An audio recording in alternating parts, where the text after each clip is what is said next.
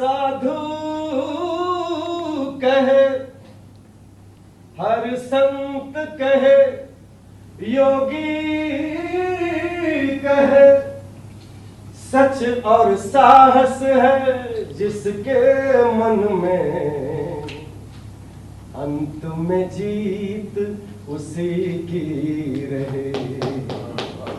ओ मितवा सुन मितवा, तुझको क्या डर है, ये धरती अपनी है, अपना अंबर है रे, तू आजा रे।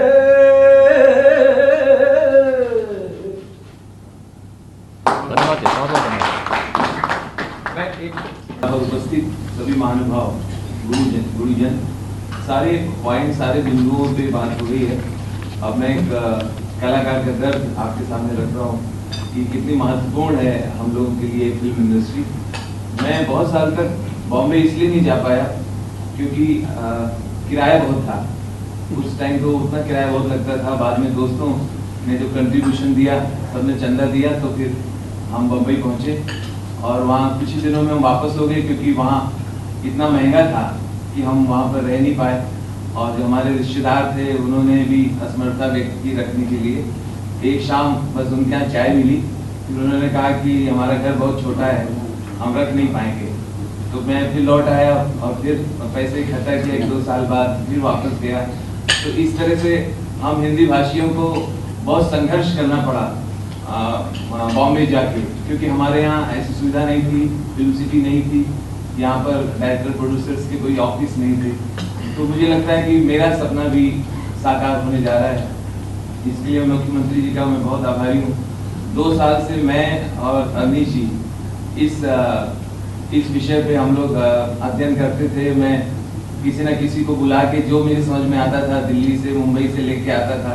कभी वो लखनऊ में बनाना चाहते थे तो कभी उनको महंगा लगा, फिर वापस चले गए। फिर हमने चित्रकूट और बांदा की तरफ जगह देखी, फिर उनको वहाँ नहीं अच्छा लगा, असुविधा हुई।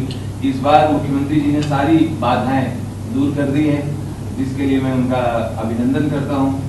और सारे पॉइंट्स हो चुके हैं। मैं सिर्फ ये कहूँगा कि जब भी आप लोग आएंगे, मैं स्वागत के लिए हमेशा खड़ा रहूँगा और जो जो मुझे कार्य दिया जाएगा मैं करने के लिए हमेशा तत्परता से मौजूद रहूँगा, खड़ा रहूँगा, श्रम देने को तैयार हूँ। क्योंकि मुझे मेरे साथियों का दर्द पता है, मेरे साथी कलाकारों का दर्द पता है, जो बम्बई में अभी भी भटक रहे हैं।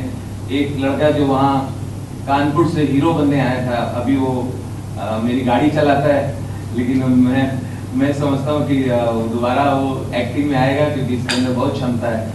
तो बहुत सारे ऐसे कलाकार कभी प्रयागराज में, कभी गोरखपुर में हमें मिल जाते हैं, अच्छा गाते हैं, हमें सुनाते हैं। हमें शर्म आती है कि हमें तो लोग जानने लगे, ये देखो इतना अच्छा गाता है और इसकी पहचान नहीं है। क्योंकि मैंने उससे कहा बम्बई कभी नहीं आया, तो बोले भैया हमारा वहाँ कोई नहीं है, हम कोई हीरो हीरोइन के बेटे नहीं है, हमारा कोई गॉडफादर नहीं है, हमारे पास इतने पैसे नहीं है कि हम वहाँ जा सकें। तो हम लोगों ने वहाँ भूखे रह के अपनी जगह बनाई है। वो सपना साकार होने का वक्त आ गया है। और इस बार क्योंकि मुख्यमंत्री जी के बारे में मशहूर है, ये जो संकल्प कर लेते हैं वो साकार करके मानते हैं। और एक शैली तो उनकी पता है, अगर सीधे न माने कोई अपराधी तो ठोको, तो ठोको गीत वाले हैं। सो ये कार्य होके रहेगा। और ह्यूमर नोट पे 1.5 घंटे से बहुत गंभीर मीटिंग चल रही है, जिसकी जरूरत था।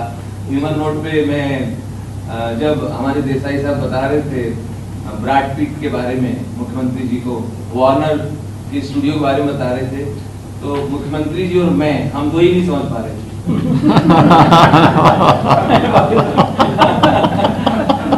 और धीरे धीरे लंच टाइम हो गया तो योगी सर कल लखनऊ मेरे साथ बड़ा अजीब हुआ। यहाँ भी बहुत ह्यूमर है। लंच टाइम था, खाने के लिए होटल गया मैं, हमने कहा खाने में क्या तैयार है, तो कहने लगा भाई साहब ये तो लंच टाइम है, लंच टाइम में तो खाना मिलेगा नहीं। हमने कहा लंच टाइम में खाना नहीं मिलेगा? नहीं, लंच टाइम में वेटर लोग खाना खा रहे हैं, जब आपको भूख लगती तभी तो उनको लगती है। तो हमने कहा अच्छा, तो अपने मैनेजर को बुलाओ। तो कहने लगा नहीं, मैनेजर के पास रहे हैं। तो हमने कहा लंच तुम्हारे कब मिलेगा?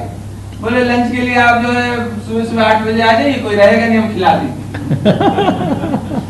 तो यहाँ पर इस जोक का ये मतलब है कि आप लोग जाइएगा नहीं, आप सबसे निवेदन है कि यहाँ पर भोजन की व्यवस्था है, और मुख्यमंत्री जी से भी निवेदन करेंगे कि उसमें भी वो अपना समय दें